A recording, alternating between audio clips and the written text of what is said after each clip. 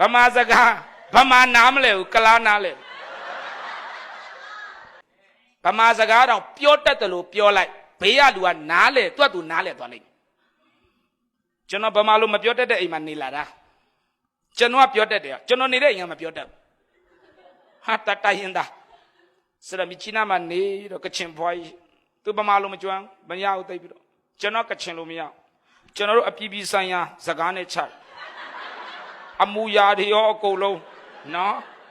ဒါနဲ့ပဲကျွန်တော်လည်းကချင်လိုနည်းနည်းရပါတယ်သူလည်းဗမာလိုနည်းနည်းရတယ်အရေးကြုံရင်ထွက်ပါတယ်စကားတွေ့တာတွေ့ထွက်တယ်သူကျွန်တော်ပြောတယ်ဟိုမှာထမင်းဦးကဝေနေသူကပြေးပြီးတော့မလာနိုင်ဘူးအသက်ကြီးတော့ဟေးစရက်ဘာလဲထမင်းဦးအောက်ဆင်းခိုင်းလိုက်တာပြီးသွားပြီလေဘေးကဗမာအစ်စ်ကနားမလဲဘူးအကြာကြီးစဉ်းစားနေတာ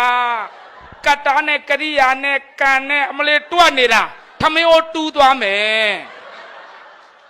ဗမာစကားဗမာနားမလဲဘူးကလားနားလဲအရေးကြုံရင်ထွက်ပါတယ်စကားနော်ဒါတမင်းစားပြီးပကံစီးသူပါပြောလေဟေးစရာပကံကိုရေချိုးပေးစရာမလိုချိုးပေးတော့အရေးကြုံရင်ထွက်တယ်ပြောချင်တာအရေးရဲ့အကြောင်းရဲ့ဖြစ်လာရင်ဘသူ့အကူကြီးတောင်းမလဲမရဘူးမဟုတ်လားအဲ့ကြရင်မထွက်ဘူးလားထွက်တယ်တငယ်ချင်းတယောက်၈တန်းကျွန်တော်ကတော့ပထမနှစ်ကျောင်းသားဘဝနဲ့ဟာလာရန်ကုန်မှာရေးခင်းဖြစ်တော့အကြောင်းပိတ်တော့ခရီးထွက်တော့တောင်ကြီးရောက်တော့တငယ်ချင်းက၈တန်းကျွန်တော်ကပထမနှစ်အခုထိလည်းပထမနှစ်ပဲမတက်တော့တငယ်ချင်းနဲ့လမ်းလျှောက်တော့နိုင်ငံသားတယောက်ကဟိုဘက်ကလာတယ်မေးတယ်ရွှေအင်းလေး guest house ဘယ်မှာလဲကျွန်တော်သိတယ် तू မေးနေတာရွှေအင်းလေးတဲခုကန် तू ကြော်လာပြီ तू တဲခုကန် तू မတွေ့ဘူးကြော်လာပြီကျွန်တော်ပြောတယ်တငယ်ချင်းကိုမင်းသွားမပြောနဲ့အင်္ဂလိပ်စာမတက်အင်္ဂလိပ်စကားမတက်အရှက်ကွဲမယ်